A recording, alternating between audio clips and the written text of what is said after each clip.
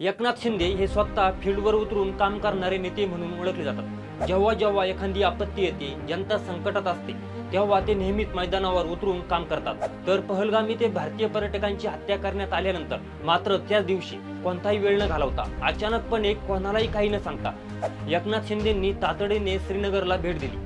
सगळ्यात आधी एकनाथ शिंदेंनी जखमी मराठी पर्यटकांची भेट घेतली, हॉस्पिटलला जाऊन त्यांची विचारपूस केली, त्यांना धीर दिला आणि आश्वासक वैद्यकीय सुविधा मिळत आहेत का याची खात्री केली। महाराष्ट्रातील पर्यटकांना सुरक्षितपणे परत आणण्यासाठी शिंदे यांनी विशेष विमानाची व्यवस्था केली। शिंदे यांच्या उपस्थितीमुळे पर्यटकांमध्ये आणि स्थानिकांमध्ये विश्वास निर्माण झाला होता। मात्र विरोधकांनी या दौऱ्यावर टीका करत शिंदे यांचा हा दौरा PR साधण्यासाठी असल्याचा आरोप केला।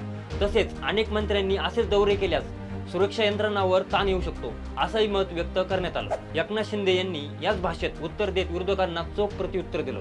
दालनातील खुर्चीत बसून आदेश सोडण्याचा माझा स्वभाव नाहीये, माणुसकीचा धर्म मी सोडणार नाही असं म्हणत शिंदेंनी आपण काश्मीरला का गेलो यावरून विरोधकांना प्रत्युत्तर दिलं।